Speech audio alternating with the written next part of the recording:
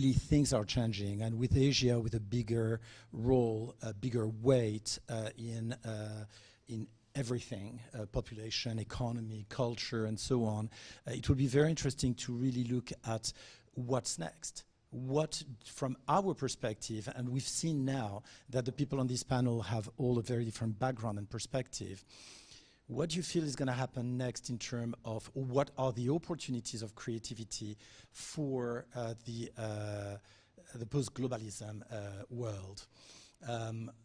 Cultures are blending. We have influences going global. We have diasporas around the world which are really moving around. So I would like to go around the table and ask all of you if you have any comment on that. I mean, how do you see the future? Where do you see it shaping? And where do you see the role of Asia in that shape? Who wants to take that one? Well, I think post-globalized world does not exist. I think the world has been globalized ever since it existed. Yeah, and I think it won't end to be globalized today. It's just a question how we deal with the globalization, and I like very much what you said. You have to have a respect for the other cultures, and that makes you vulnerable. And so I think we have to admit our vulnerability and to be able still to deal with each other.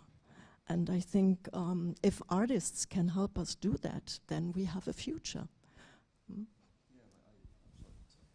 Yeah, for example, when I was a student, I learned very hard from Japanese art. And I learned very hard from Ihak art, because for me this is very similar culture. So yeah, it's true, because I don't know the future. But and also 100 years ago, when the Japanese painting, they're so in French and finally there's so many great artists, they are copying the Japanese painting. So this is youth art is very, very happy, very fantasy. So you seem to say that we'll continue sourcing from the roots and the tradition, cultural traditions, but as the world becomes more uniform, how do we keep those traditions alive is a question that will still want to be answered one way or the other. So I'm not sure if you wanted to answer that one, or if we ask, do you want that one? Mm-hmm. Yes? There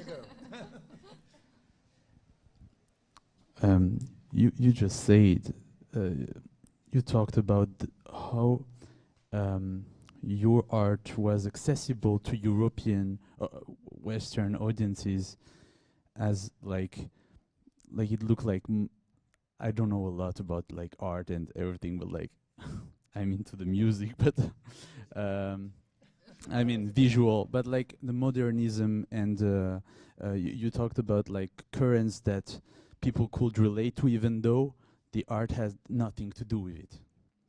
And I think that's one way to use the tradition to create new things. Like the same is possible in music, for instance, like when I use old ways of constructing a scale, a musical scale, like in Armenia and in the Middle East, we never thought about a musical scale as like the 7 notes, like do, re, mi, fa, sol, la, si, do, or C, D, E.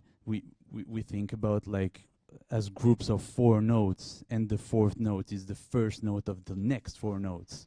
And you can construct scales that are limitless. You can construct musical scale that doesn't stop in an octave and doesn't stop in the human voice, but like beyond, on both ways. And when I use concepts like that to improvise in the jazz context, people think it's something new. And so people start studying this very, very ancient concept of music, and it sounds completely, it's breaking new ground, used in other contexts with another sound. And